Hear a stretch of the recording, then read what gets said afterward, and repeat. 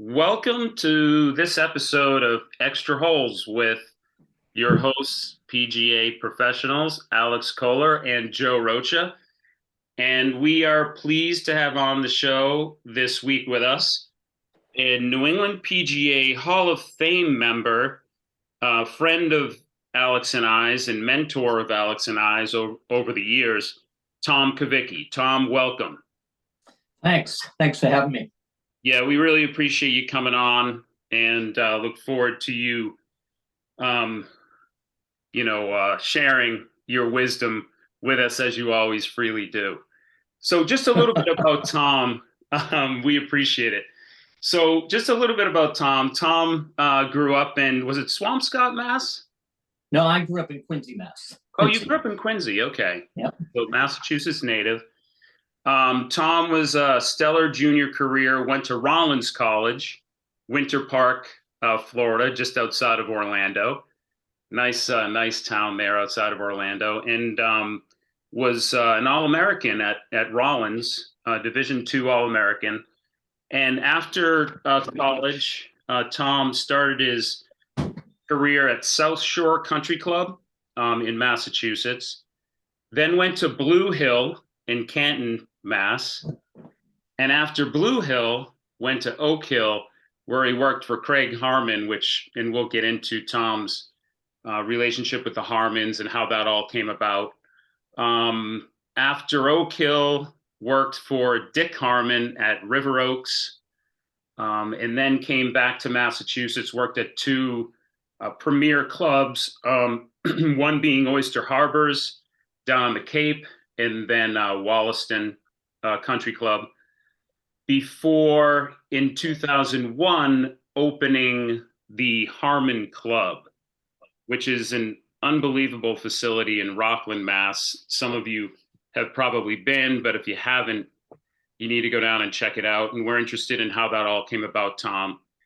And Alex, you worked and I might add, I think I mentioned that Tom was New England PGA Teacher of the Year. He's won multiple PGA Development Awards, which we so appreciate, and we'll get into that as well. And also, as I said, a member of the New England PGA Hall of Fame for his contributions to teaching. Alex, you worked with Tom directly at the Harmon Club, 2004 to about 2012? Yeah, I was very fortunate. First of all, Tom, did Joe get any of that correct? Yes, he did. He did a good job. He did. Yeah, he nailed it. Job. Okay. So Google's a great thing. It's a great tool. Yet I was super fortunate to be able to work under Tom for eight good years. Some of it I was, his next door neighbor in the teaching base. And I tell you, every time I got a chance to have a break and he had a break, I was next door talking to Tom about swing theory or, just picking his brain about anything golf, because I was eager to learn. And one of the things that I always, Tom, I just always respected your thirst for knowledge. To me, you were a super established coach, which at the time I was still very green, trying to learn. And, I always respected that fact that you always wanted to learn. You were never complacent and just said, well, I've got it all figured out. And I know that, you'd share with me like kind of the instructors that you maybe were listening to, or, kind of theory that you thought was relevant at the time. I remember at one time you followed Martin Ayers. Oh yeah, Martin Ayers. Followed Martin. Oh yeah, definitely Martin. Martin, is he still on the current stage? He is still there. His site is called Northbound Academy. Okay. Yeah, he's got a site on YouTube. Tom, what drives you to do that? Like, like Alex said, and I've been the recipient of your enthusiasm and, as Alex said, thirst for knowledge with all the seminars you've hosted down at Harmon over the years. And I always enjoy my trips to Harmon and you hosting those events. What sort of is the driving force for you to, as Alex said, that thirst for knowledge and to find out maybe some new ways of teaching? Like Alex said, like it's so impressive because you would think with your resume and your knowledge and your experience that you might say, you know what, I might know enough, but you're always pushing that envelope. I think that came from a little bit from Craig. Craig was the driving force behind that, Craig Harmon, because he was like that also. He still is like that. So he would always instill in us, you don't know what you don't know, so go find out. And there was always something to be gleaned from any instructor. I can remember times when we go visit people like Chuck Hart over in Wanaka, and his daughter is Kathy Woodhart. So they had this network going, whether it was with Dick or Craig or Billy or Claude himself, where you could get involved with different people and learn different things. So it was always like, okay, what did I learn from this guy? What can I go and take a lesson? I would take lessons. I mean, I took lessons from Jack Burke. When I was down at Houston, Dick would take us over. We went up and saw Harvey Penick a couple of times. So we'd go up and see Harvey. And it was always about striving, getting to be better. Anything in particular you remember from the Harvey Penick lessons? Well, Harvey was a little older at the time, and he'd sit in the edge of the cart. He'd be sitting on the edge of the cart, head down, and he had a bad neck, so he'd sort of like sideways like this, and he didn't talk much for 20 minutes, 30 minutes, and Dick had taken a lesson before, so I was used to, okay, his methodology, and he'd watch, and he'd watch, and he'd watch, and he'd motion you over, sit down next to him in the cart. He sort of look at you and you go, stuff like too much energy, slow down. That was it. That was all he said to me at times. Slow down, too much energy. And he meant it, but that's the way he taught. It was very, very succinct and to the point. And that's what he did with Dick also. Dick had this little long swing. He said, Dickie boy, you're still a little long. He said, you got to shorten that down. And he'd had a couple of times he went up there, he'd say the same thing. Shorten it down, shorten it down. Yeah. Harvey was a good guy. Good guy. Yeah. How old was he at this time, if you had to guess, Tom? Oh, God. Harvey Penick at that time. He died at 94, I think, or 95 when Crenshaw won. He was in his 90s. He was probably 80 something. Yeah. Amazing. Yeah, and he would teach a lot of the day. I mean, he would teach 2 or 3 days a week, but he would teach the whole day and just stand there and not stand there. He'd sit in a cart and dispense his knowledge to people. Yeah. There's not a lot of coaches that can say they took children and brought them to the PGA Tour, as their sole coach, which, correct me if I'm wrong, I think he did that with Kite and Crenshaw. Am I wrong? No, he did that with both of them. And you've got that. It's funny. It's the Texas thing because Randy Smith, what he's done, and Cameron McCormick, what he's done with Jordan Spieth, and Randy Smith with Scheffler, and several others. So it's just one of those things. You get involved when you're a youngster, and you just go from there. In fact, I can remember a fellow came up the other day, Stephen Pellegrino, who was one of the chair people at the U.S. Open last year. And he started taking lessons from me in 1986 at Oyster Harbor, his first year I got there. And he had terribly strong grip. And now he's got one of the weakest grips in the world. And I say, we got to go back a little bit in the other direction, Stephen. You got a little bit too far in one direction. Yeah. But he hits it good, and we're still working. What is it? 30-something years later? It's crazy. I forget who. I forget who told you, Joe. It might have been McLean. He talked about the Christmas tree effect. He said, you know, at the bottom, you know, the ends are very wide. You know, sometimes you're too far this way, then you go the other way, and then you keep going up to the top of a Christmas tree, and it gets narrower and narrower, and then it's very tight. And you know, you kind of have your grip, you have your setup, you have your swing, but it's actually, would you say, Tom? It's sometimes it happens that one person kind of goes from one extreme to the other and kind of finds a midpoint at some point. I think that we're all searching for that way to leverage our abilities and talents and find them, and we go about it different ways, and you know, different instructors help it and give suggestions. But I think the person, when they find it, they can learn to own their own swing, which is, I think, is very important. Own your own swing, figure it out. Yeah, our job is guides. We're just guides. That's all. But the player you're talking about had a very, very strong grip, or you know, just definitely stronger than most. And you say now he's weaker than most, which is not usually common, correct? No, definitely. People don't usually go from very strong to very weak and keep playing. He plays pretty good right now. He's a pretty good player.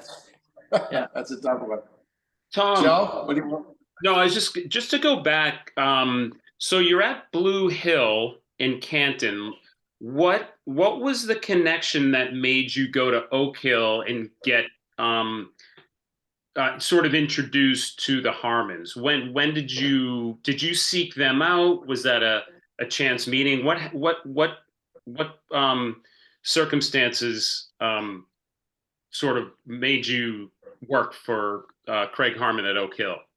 Well, it's a pretty tight fraternity, golf pros, and Nick Giafrani was the pro of South Shore at one time, and David Giafrani, his son, became a good friend of mine.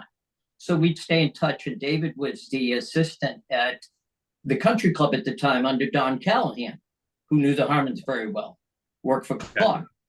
So I would go over there and play. Back then, we would play at the country club basically every Monday. Everybody's closed. There was no one played there. I went over there with, I can remember, Bruce Douglas, David Nash, some very good players. And David said, well, what are you going to do next? I said, well, what do you mean? I said, well, you got a good reputation around New England, but that doesn't get you any place. He said, you need to branch out and network a little bit. He said, I know somebody who's looking for an assistant. He said, I'll reach out and see if I can get you an interview. I said, okay, who is it? And the name Craig Harmon came up, and I looked it up, knew about it, and said, sure, fine. I'll take the drive up to Oak Hill and we'll go from there. And that's basically how it started. It's all connections within the golf family or industry. Interesting. At that time, Tom, how old was, I'm sorry, Joe. No, go ahead, Alex. How old was Claude, the father, at that time when you worked there? Well, Claude would visit. Claude was retired at the time. He was a member down in Florida, and he would come up to Oak Hill and visit Craig and hang around.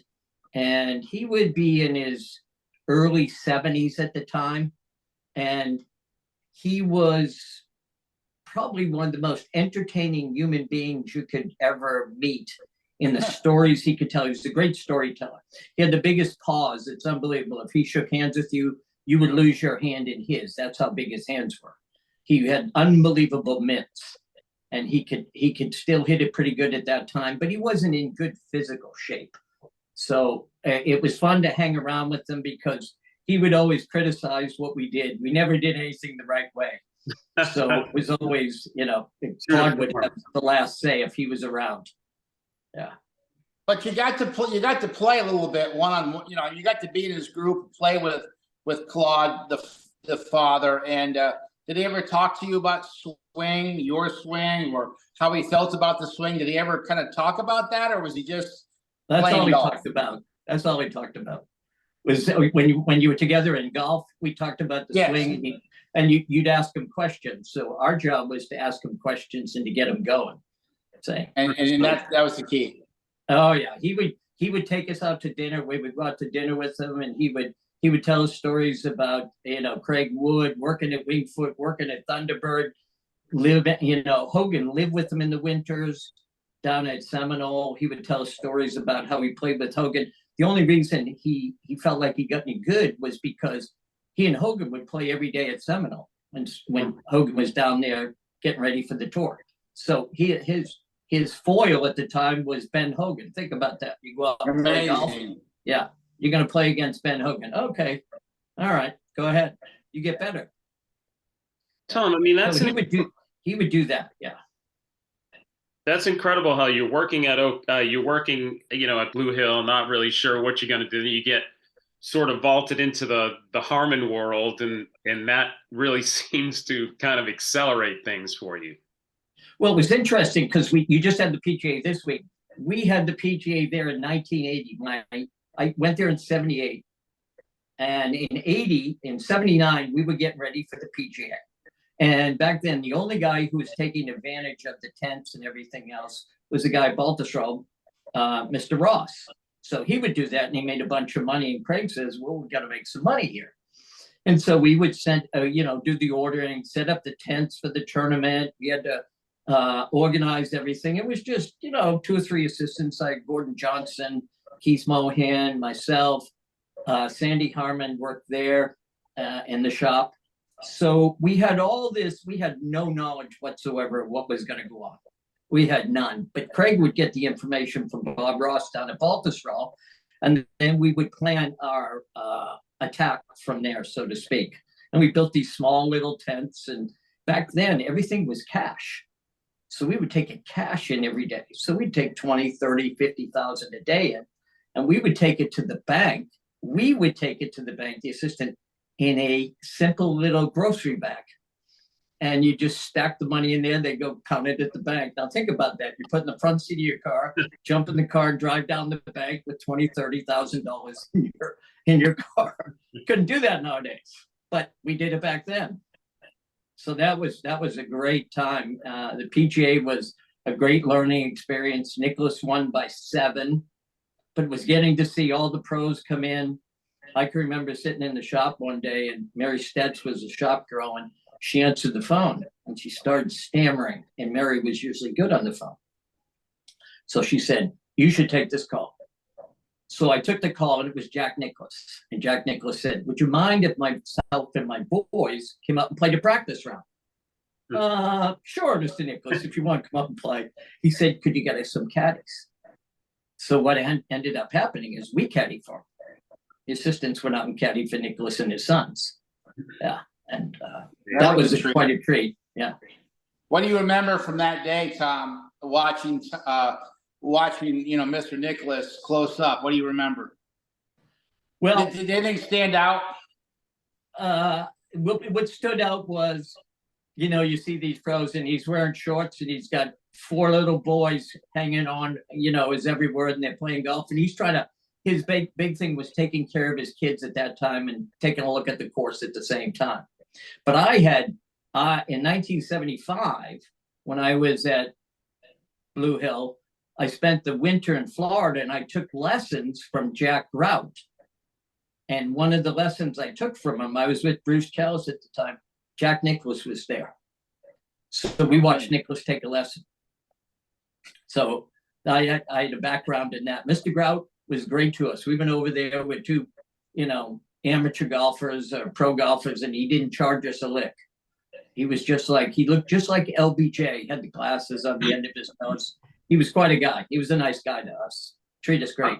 So I'd had a little interaction with Nicklaus before that. Yeah. It was fun. I mean, the whole week was unbelievable. Tom, incredible.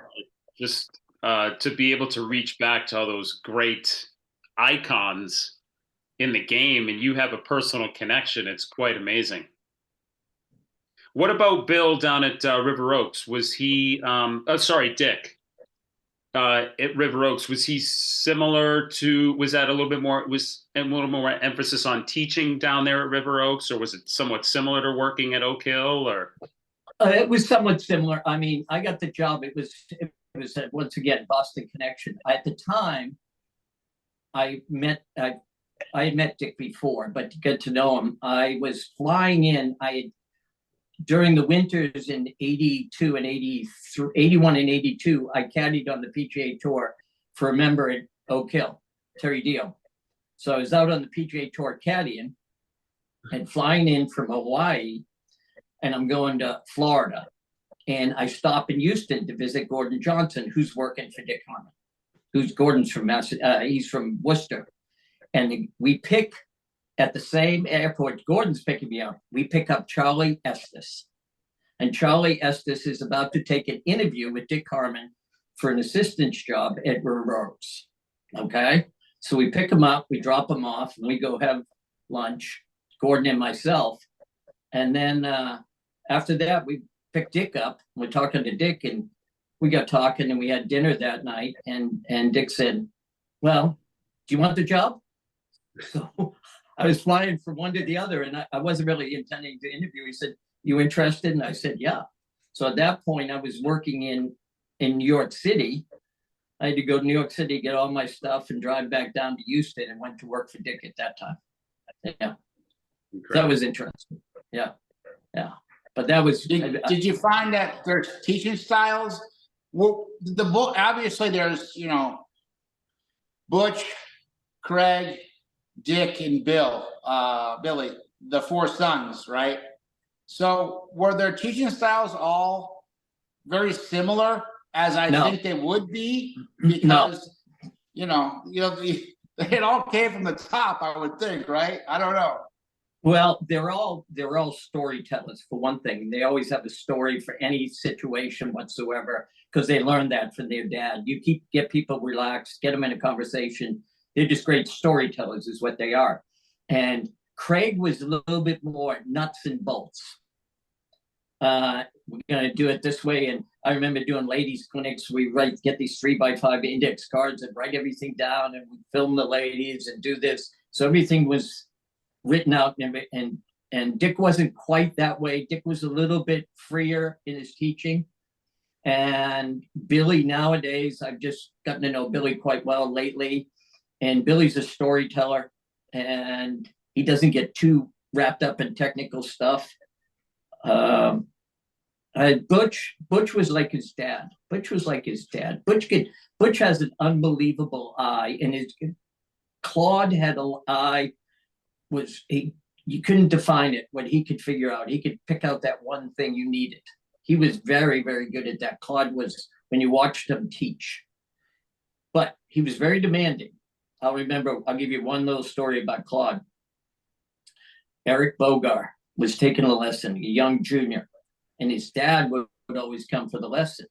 And we go watch Claude work. And Claude saying, Eric, I think we need to sort of change your right hand grip just a little bit and do a little bit like that. And Claude caught Eric looking over at Claude's shoulder at his dad. And he was looking for confirmation or affirmation from his dad that it was okay. So Claude sort of takes it all in. And he asked him to change it. And after about 5 or 6 swings, he really wasn't doing what Claude wanted him to do. And so Claude said, you know what? He says, looked at his watch and he said, almost lunchtime. He said, Mr. Bogar, he said, you step up, you take over. I'm going to lunch. And he just left. He said, you're doing a good job. You go ahead and finish the lesson. And that's the way it was. You know, he wouldn't take any guff whatsoever. So Mr. Bogar was interfering with his ability to teach. So he said to him, oh, you finish it off. That's okay. Yeah. Mr. Bogar never came to lessons much after that. Eric came alone. When you have a green jacket in your closet, or, you know, when you're a Masters champion, it's easier to do that. I think if I ever tried that, it would be a little sticky. Yeah, it would. By the way, he had the green jacket with him. It stayed with him. He had a green jacket.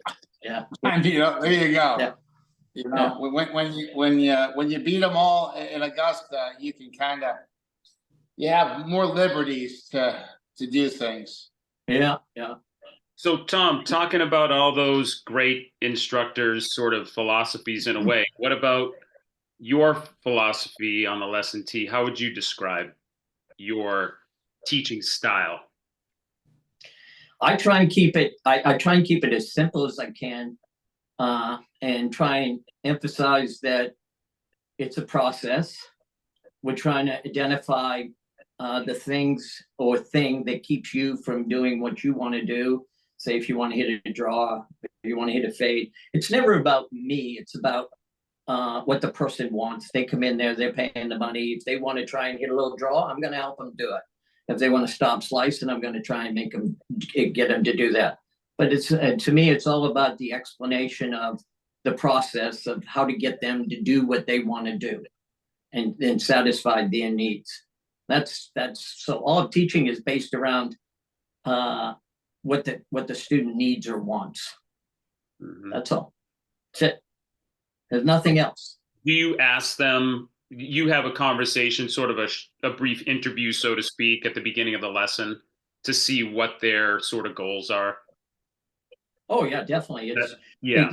And the one thing I learned from the Harmons is it's all about a conversation.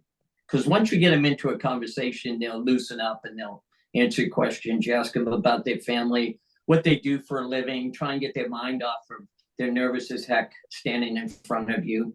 They want to do well, so they're standing up there and shaking like a leaf, like we would be on the first tee of a tournament.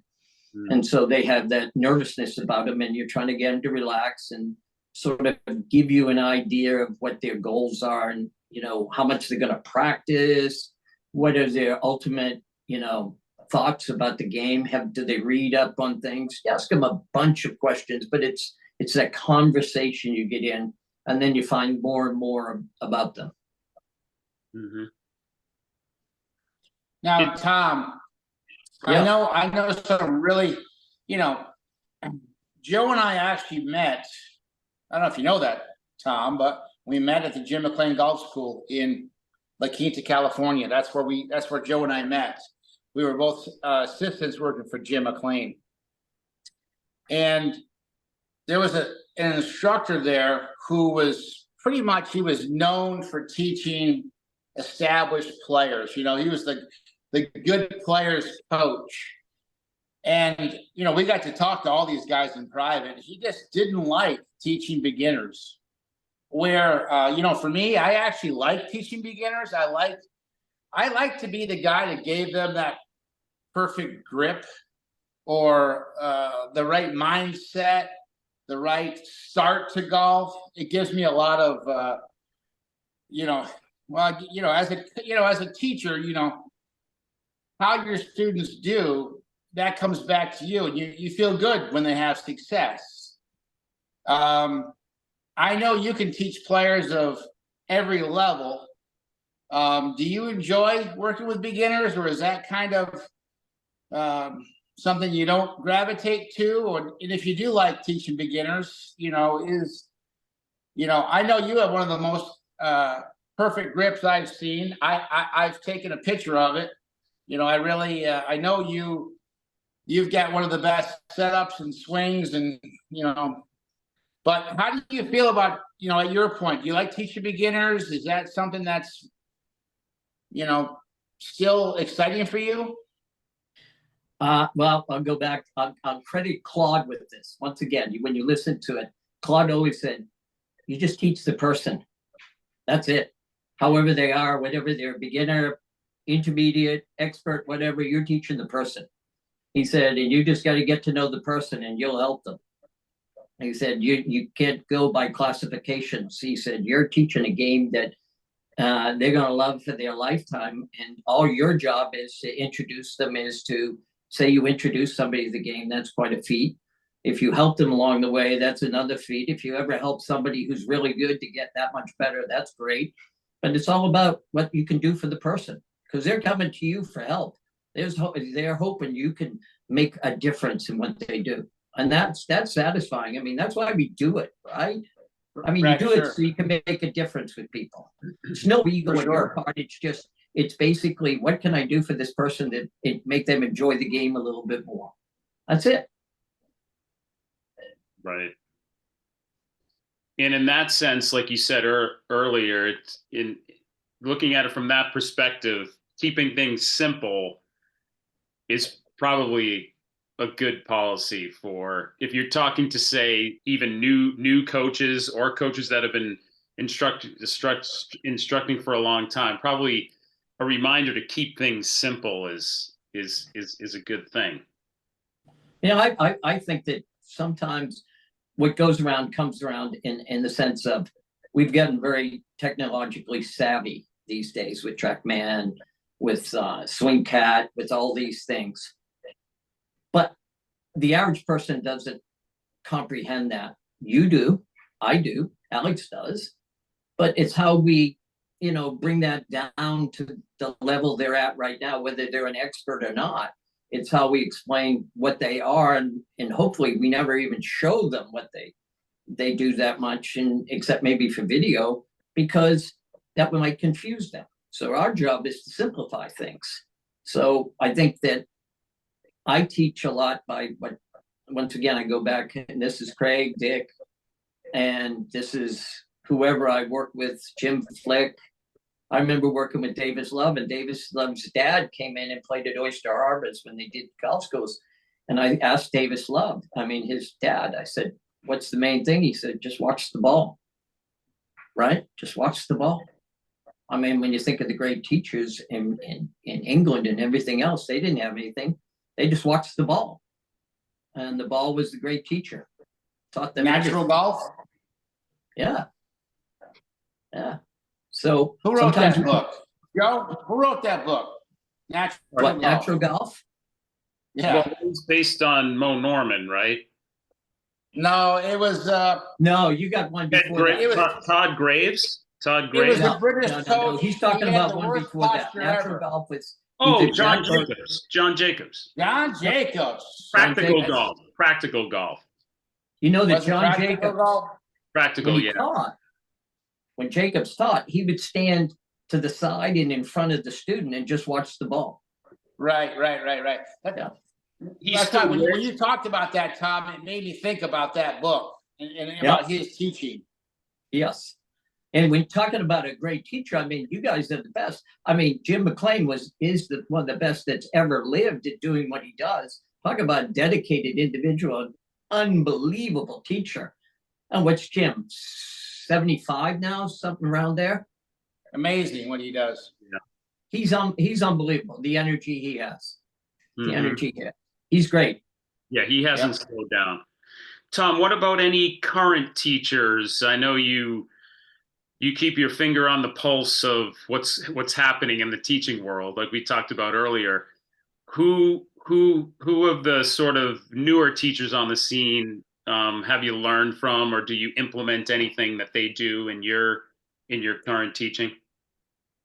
Well, it's funny. Everybody, talks about George Gankis. Dana Dahlquist is very good. I went out and took some lessons from Dana. Tried to get to see George, couldn't get to see George. He was too busy, but Dana's very good. I like Dana. And Dana has the methodology where he'll teach you, and then he gives you what to work on, and he turns you loose. He doesn't want to hear from you for a while. He says, go implement it, come back in a few months, 2, 3, 4 months, and let's see how you're doing. So he likes to give you as much information as he can and then turn you loose. So I think he's a great sharer. I think there's a lot of good sharing going on the internet. I think Bradley Hughes is very good. He's very interesting because he's been there, done that. So Bradley Hughes is one of those guys who look at and go, he's sort of been in the hunt. I can respect what he does and what he professes. So I like him. I like a lot of the short game guys. I like James Ridyard. I like a bunch of those guys because, let's face it, chipping has become so much of an epidemic with people. They can't chip and pitch. And these guys come along and they help us because, let's face it, if people could chip and pitch, they could score lower. But it's hard. It's hard. With these lies, the grass is very short. So it's very difficult for people to pitch and chip, especially in Florida. God, down there and play, and everybody putts from off the green. It's crazy. Tom, you mentioned Dana Dahlquist. I know I follow him a little bit, and he has quite a lot of momentum with his teaching. What is his? Do you know where his information is sort of based in? I know a lot of teachers are based in the golfing machine methodology? Does he have any sort of source where his information is coming from? That you know? Mac O'Grady. He went and Okay, worked Mac. with Mac. Yeah, he went and taught and took lessons from him when he was young. And if you go back into the 2008, 9, 10 and watch some of Dana's stuff, he was stacking tilt at that time. So if you go back in Dana, way back 2010, when he taught, he's always taught at ranges, and he teaches at this range, this golf course, a public golf course out in California now. And he's evolved out of using Mac's stuff and Mac O'Grady stuff, and sort of puts it all together in his style. Yeah. Would you say that Mac O'Grady and the golfing machine, did Mac O'Grady get his information from the golfing machine, or is that separate? It seems to really merge sort of into one, if I'm not mistaken. I know we're talking sort of a little geeky teaching, but what do you know about that, Tom? Because what did he call it? MORAD? Was that his? Yeah, MORAD was Mac O'Grady Research and Development with Gary McCord. So if you look that stuff up on YouTube, you can see Gary and Mac together and teaching tour pros. And were they influenced by the golfing machine, Mac O'Grady? I think to some degree they were. Yeah. Yeah, but I don't know if they immersed themselves in it, but Mac was definitely different. He had a mind of his own, and he has written a couple of books, but never published them. He still plays to this day a little bit. Wanted to qualify for PGA tournament, playing both ways, left-handed and right-handed. But he could play both ways, so he could hit the ball. He was a great player and a good teacher. I mean, his stuff on the internet is very interesting from back in the 2000 to from 1995 all the way through to now, basically. Yeah, he's still interesting. I watched a fair amount of his stuff, Tom. I think he was one of those guys that was extremely gifted. Could play right-handed, left-handed, almost equal. Could, back in the day with those small, tiny drivers, hit the ball 300 yards. And I think, again, this is my take, and then I'll segue to a question. But I feel like he was always kind of like, well, do it the way I do it. I'll teach you how to do it the way I do it. And that doesn't always work in teaching. There are some great players that say, well, just do it the way I do it. But everyone can't do it the way Mac did it. And I've watched a lot of videos where he taught Seve. And I think, Tom, you actually let me borrow a tape where it was a lesson with where Mac was teaching Seve. And they were talking about his backswing. Go take it in 3 degrees. Now take it in 5 degrees. Right. I hope I returned that tape to you. If I didn't, I think I gave it back to you. I've got it. And I kind of just felt like he was just, hey, try this, try that. I never felt like he taught Seve very well. Seve Ballesteros was one of the top players when he got him as a student, right? So you're trying not to screw him up. And I don't think he ever helped him. He was just kind of like, well, try this, try that. And what are your thoughts on how he worked with Seve? Do you have any thoughts on that? Yeah, I think Seve should have worked with Mac. I think Seve should have tried to help Mac. For sure. For sure. I think they should have reversed it. I mean, he had 5 majors, won all these tournaments. I think that sometimes we try and put our imprint on players where they're better than us, and why would we try and put our input on them? And Claude, and I remember at the time Dick was teaching Lanny and Craig Stadler. Think about that, Lanny and Craig. Craig Stadler, different swing. Lanny, if Lanny hit a 2-yard draw, he'd be pissed. He'd think he hooked the ball too much. And Stadler's hitting these wipe cuts and everything else. And so Dick had the ability to sort of go between those guys. And Claude would always say, now don't screw them up. These guys have won majors. They've won tournaments. you haven't done crap, so don't screw them up. He told him always to be careful with good players. Don't change them. Don't change them. Work with them, but don't try and change them. They're already there. They're just looking for a little bit of an idea as to maybe make themselves a little bit better. But make it come from them, not from you. It's not you. And I think that's where Butch is one of the best in the world at. Butch made it seem like these guys figured it out themselves. Not so much he tried to help them. It takes a lot of discipline and wisdom to just allow players to be themselves, doesn't it? Sorry, Alex, to cut you off. Hold that thought. It's all right. We got one of the best guests we can have. We're like sharks feeding in the water, trying to get information from the guru. But Tom, what do you say about the ability of a coach to sort of preserve the individuality of the student versus, like you said, sort of wanting to put your imprint on that student? And when do you allow your students to kind of be themselves, and when do you sort of think, when do you step in and say, look, we need to change this? I mean, I guess that's the art, gets into the art of teaching. I think you've got a couple of pretty good case studies out there right now. I think you've got NEPGA with Claude Harmon III. I think you've got Jordan Spieth with Cameron McCormick. And I think you've got Justin Thomas with his dad. Oh, yeah. Okay? So you've got your dad teaching you, and he's coming around every place with you. When do you cut that cord? When do you get away from that? When does Jordan Spieth say, hey, I haven't won a major in so long. What the heck am I doing here? What am I doing? How much Kool-Aid am I drinking? When NEPGA is, and all he's trying to do with Claude Harmon III, from what Billy Harmon told me, is just get NEPGA back to understanding he was the best in the world. Why are you trying to do anything different? Just play. Just play. Because he's a major tournament winner. I mean, think about it. He's won 4 times. Jordan's won what? 3 times. And Justin Thomas won twice. So Koepka's ahead of them, but Koepka hasn't got as many wins as they have.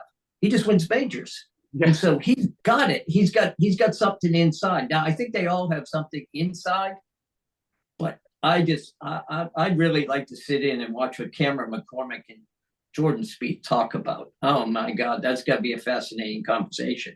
It's unbelievable. Well, it sounds like Claude Harmon III took a page out of Sean Foley's book, right? Because Sean Foley, I think, messed with Tiger's motion a little too much, and then learned his lesson. And when he works with Lydia Ko now, he emphasizes just kind of the Butch Harmon approach, the Harmon approach, to just kind of get back to what we were doing when you were winning.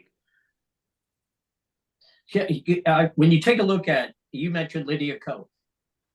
Look at what she does. She weighs maybe 100 pounds, and she has the pretty swing, and she hits it, and it's like she just hits golf shots. She just plays golf. She's a beautiful player, and she can really play. And you look at it and go, how does she do that? It looks like she doesn't even swing at it. She's been doing it from a young age too, right? I mean, yeah, it's in her. It's like walking. It's part of her DNA. And I think that happens with Jordan Spieth and Tiger and Thomas and Ricky Fowler. They grow up that way. And all of a sudden they just play golf. They choose that as a sport. I don't know. I'd like to, nobody's going to know ever. But I have one. What's that? Go ahead. Go ahead. So I'm afraid. So here's what I'm afraid. I think that too much credence has been given to the new guys, Dahlquist, George Gankas, and that, where you've got the Randy Smiths, and Cameron McCormick is one of the new guys, where these guys are going to die, and we won't have learned enough from them. So in other words, the information from Randy Smith isn't disseminated out there because he's not doesn't try to do it like George does or Dana does. So he keeps it sort of tight to the vest. But there's nuggets in there that nobody will ever know about unless the people, the other pros they've worked with them, sort of talk about it. And I think that's a sad part. I think that Jack Burke has, I think Steve Elkington's done a fantastic job on Secret to Golf with Jack Burke and getting some of those nuggets out there in the way Jackie Burke has done things. And you know, Claude, I think Butch has done that. But even Butch, nobody knows what Butch teaches. Nobody knows. And Butch, he's 78. What happens when he shed light dies? on it, Tom. You shed light on it, Tom. Yeah, but I can want to give it get to out you, there and actually interview him and spend 2-3 days with him and just ask him the right questions. Because once you get them going, they can't stop talking about Let's have it. him on the show. Let's have him on the show. Okay. Yeah, we're gonna have Butch in the show. He'll follow up. So I got a couple of questions and a few things to say, to follow up on what Tom is saying. Back to Lydia Ko, Tom. She was obviously a super talented junior, and she worked with David Ledbetter for years. And you know, she was actually doing David Ledbetter's A swing. Do you remember his A swing when that came out? Oh yeah. And she was actually still able to win with her A swing, you know, but the parents kind of came in and said, you know what, just doesn't look right. And so she basically ended her relationship with David, and she started working with a teacher who I won't come up with his name. He's an Asian person. What's that? Well, I think she's with Sean Foley now, but was no. Before that, it was okay. Last name was Lee, or Okay. I could be wrong. It was yeah. Yes, and so they were trying to get some of the A swing out, and she actually went through a bit of a slump where she didn't win, and she dropped in the rankings. And you know, it's like, oh, what happened to her? What happened to her? Her swing looked different, but her scores weren't the same, right? So it's like, well, is she ever going to come back? And then she changed to, I guess, Foley, correct? Yes. And you know, he kind of continued to work on getting her in the positions that he saw her being the most successful in. And she's starting to win again. She's having a resurgence, right? Yes. So, you know, it's like, that doesn't always happen, unfortunately, right? You know, we got Ian Baker Finch. You know, it's like I thought he had one of the best swings in golf. Chip Beck. I mean, I thought he had a great swing. He was top of his game. Did they just go to the wrong person, you think, or they just listened to too many people? Well, I'm a pretty good friend of Brad Faxon, and Brad and I talked about this quite a bit. And Brad's probably taken from 80 teachers. He tried to count up 80 to 100 teachers where he's paid for lessons from that many people. And I think that you have to be intuitive about the information and say, that's pretty good. What else can I glean from this person? And I think that Brad would tell me it was a little too superficial. He would get a little bit and go on, and he just jumped around too much. Where the good ones tend to look at Grout and Nicholas, other than Phil Rogers, right? Until Mr. Grout died, Nicholas stayed with one teacher. What is Jordan Spieth? One teacher. What is, you know, a bunch of guys? One teacher. Scotty Scheffler, one teacher. So I think there's a lot. And look at Rory. What's happened to Rory after he left his other teacher and gone searching? He really hasn't won anything lately. I mean, he makes a lot of money. There's a lot of money to be made. Can you identify the root of it? You know, say with Rory, I'm just throwing it out, and then I know, like you said, it's tricky business there. I think that Rory, one, is a thin, how would you call it? Uninitiated Irish kid. He didn't have much muscle. and he won and he hit 300 yards, right? He won by 8 shots. I Yeah. think that the guys that build their bodies better watch out, because their timing is based around what they were doing as a thin, quick individual, and they build their bodies. Rory's built his chest quite a bit, and there's not as much room in there to swing the club as there was before, and it throws off his timing just a little bit. So I think Rory's swing has changed because of his building of his body to some extent. I want to say Rory, if I were to guess, looks back at those young highlights of his and doesn't like what he sees. Sadly, I think he's a cute kid back then. He was in that 18 or whatever you want to say, but he was kind of chubby, and he's like, no, that's not gonna be how I'm gonna roll into my 20s and 30s. Oh, I agree, but he was winning majors. Yeah, no, it's not what talent. I mean, speed, incredible, natural talent. I was just watching Lydia Ko because I snuck down to I've been wanting to see the LPGA players play, so I snuck down. They were outside of New York City a couple weeks back. In Lydia Ko, I videotaped. I'm just watching her. So she does a practice swing where it's noticeable that she's trying. It's a driver swing. She's trying to get herself to move forward. But in her swing, and incidentally, your dad's in the background, so he keeps a close eye. But in her real swing, she's kind of hanging back. So, obviously it seems like Sean Foley's trying to get her to get more forward. But when it's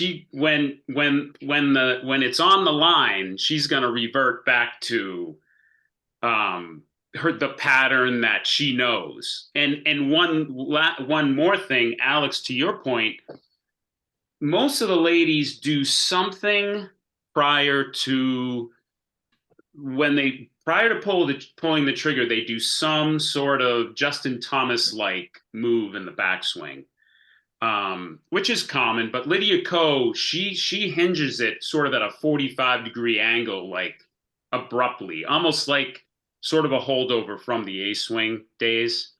So maybe she still has a little bit of that sort of remnant in there. But Tom, what do you think about, taking that example from Lydia Ko? It seems like she knows what she wants to do, but do you see it in your students? Are they actually making the change that you want them to? That change, to make a change in how we move. And I know you're big on movement.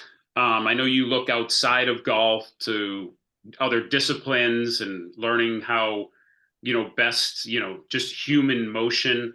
What are people's, and we're running up on time too. We don't want to take too much of your time, Tom, but what do you think of people's capacity to basically implement the changes that we suggest? It all sounds good. I think we're good at obviously identifying the issue, but what do you think that process is for people to actually make the change, commit to the change, really take a risk? They have to be willing to take a risk and do something. The way I put it, the way I discuss it with people is this. It's hard to believe that people sometimes don't even understand what homeostasis is. It's a state of being. You get up in the morning, you do everything basically by rote until you go to work, you drive to work, you do everything, and you don't think about it whatsoever. You drive to work, sometimes you might say, how'd I get here? Because you're not thinking about what you're doing. So in that state, you're in your subconscious. So then we try to teach them, and we're trying to teach them how to get back into that, but we're trying to get them to do it consciously, which is very difficult to do. So I am of the belief, since they've been stating in science, that you can only change 1% to 2% per week if you're lucky off of what you were, 1% to 2%. So if a person will give me 15 minutes a night doing what I ask them to do, just the drills, I don't want them to hit golf balls. I just want them to move a certain way so they can feel the difference between what they did do and what they are now doing. And so I ask them to do that every night at the same time. either if they do it in the morning, I ask them to do it in the morning and at night at the exact same time, so the body gets used to the timing of doing it. If it's 8 o'clock at night, they do it at 8 o'clock every day at that time. They get up in the morning, they do it at 7:45 every day if they can. They try and plan it that way. So then it becomes more subconscious. So we have to breathe these things in. And science says that the only way you can do that is you have to just get outside your comfort zone or notice the difference, right? You got to make people understand they're a little bit different. How do you get them different? You make them do things that they're somewhat uncomfortable doing, not in a golf swing, but just movement patterns. And then you can introduce a little different when you get them into a golf swing. So I'll wrap up a little bit on golf swing right here. I think there's 3 or 4 things that you have to teach. I'm a big proponent of grip. I think that the better your grip is, you've got a better chance to do what you want to do. There's no doubt, no doubt. I think you have to understand the geometry of impact through the impact interval from knee to knee, so to speak, from that area. I think the most overlooked thing in golf, and I practice and work with it every day, is how you as an individual get the club up and down. I think it's one of the most misunderstood things in golf is how the club is made to go up and made to come down. And I think if a person can do that, I think Lydia Ko does it wonderfully. She gets it up and down beautifully. I think Nicholas did it. I think there's certain players that do it. And when they do it, it looks wonderful. I think Johnny Miller did it unbelievably. So the club sort of goes up and comes down in a pattern whereby they can repeat it, but they understand the geometry of the club going in the air and coming back down to the ground. I think it's very overlooked, not talked about very much. Mm-hmm. That's a couple of the things I work on all the time. How it goes up and how it comes down. Gems. You know, I'm a grip guy, so when you said grip, I was big time cheering for that answer. I think grip is one of the biggest things. I mean, your arms align, don't they? If you put your hands together like that, let's face it, right? I mean, there's alignment in your body, 90 degrees angles. For sure. Yeah. Well, you know, Nicholas, I just, you know, I screenshot so many things and I get so much stuff from YouTube, and I was just reading a screenshot that I took probably a few years ago. Is out in Jack Nicklaus's book, which I have. I have the book on my phone. You know, I bought the book. But when I read something that's really, really poignant and, you know, awesome, I'll screenshot it so I don't forget it and I can reread it. And he definitely talks about how important he feels the overall setup is to the success of his swing. And he says the older he gets, and he's come more and more to believe that the alignment of his body, his balance, how he holds the club, all these things that he does before he swings greatly influences his swing. And I also agree with that. I think more people need to pay attention 100%. to things that they do before they swing. Yeah, 100%. 100%. So,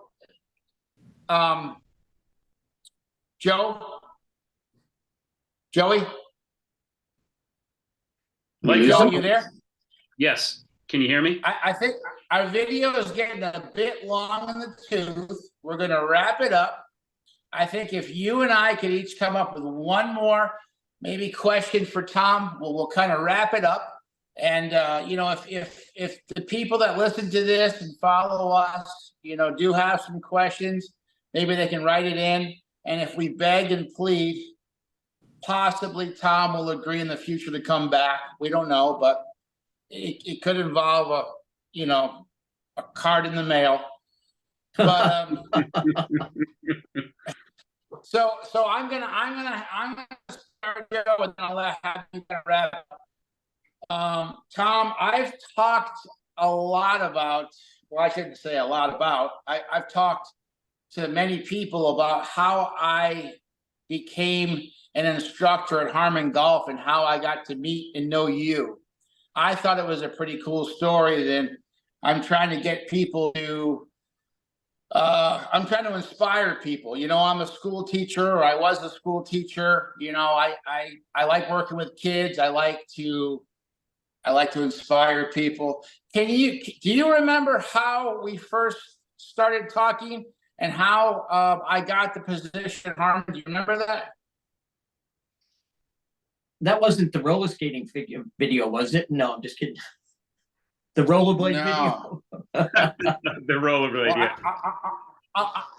I do know the first time I talked to you, I was in Livorno, Italy. And you said, "Are you really in Italy?" I said, "Yeah, I'm in you're Italy. the ship. I said, I want to come and I want to work for you at Harmon Golf Club. And you said, "Well, when you get off that ship, you know, give me a call." And I did call you. Did. You still got the same number, 401. Yeah, I get it. Yeah. And I didn't get to talk to you. So I called Harmon Golf Club. I said, "I'd like to book a lesson with Tom Cavicchi." "Yeah, Thursday, 2:00. Yep, I'll be there." So I show up to a lesson with my resume, and you taught me.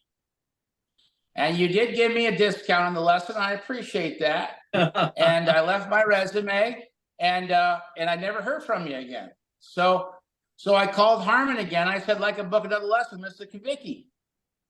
And he said, "All right, what time?" So I came again, and my second lesson. And I brought my resume, and you gave me another lesson. And then after the lesson, you said, "Alex, don't sign up for any more lessons.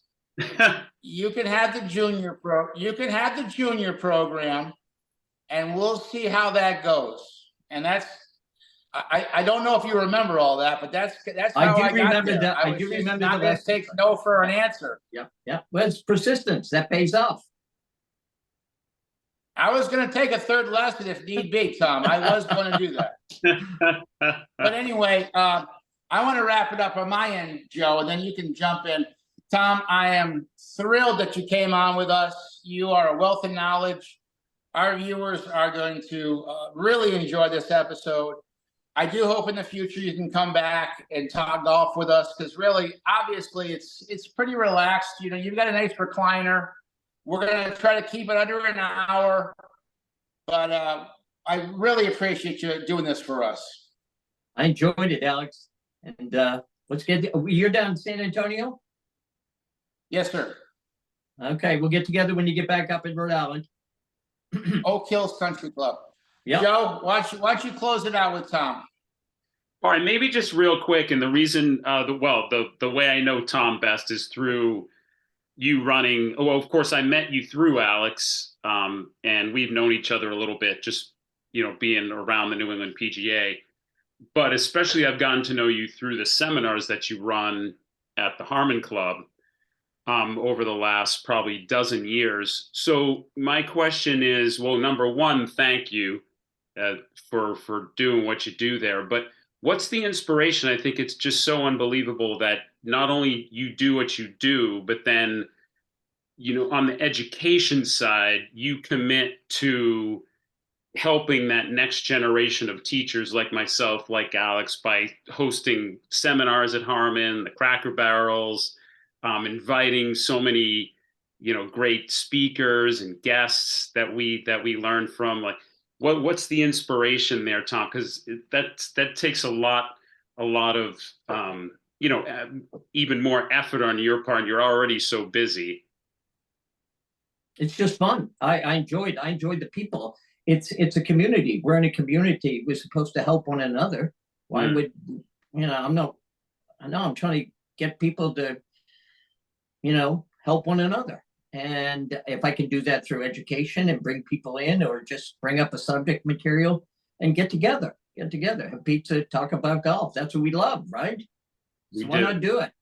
The more we do it, the better we get at it. Thanks for doing that, Tom. I know it's easy to say, but it's not done a lot. Some people sort of want to. I know Jim McLean was big on that too. He would really. We had meetings once a week. He liked people to share information, but as you know, some people, like you talked about, some instructors maybe don't like to share their information. They maybe think they have sort of the secret sauce that they don't want to really share. So it's super cool that you're in that, on that side of things, that you like to share information. I do, and I like to find out things too. I like to hear different ideas. That's what it's all about. Well, I Love want it. to thank you for having me on. I appreciate it. Thank you so much. Thank you, Tom. All right. See Get you it. guys. Bye. Until next time, Joe. Yep. Thanks for watching.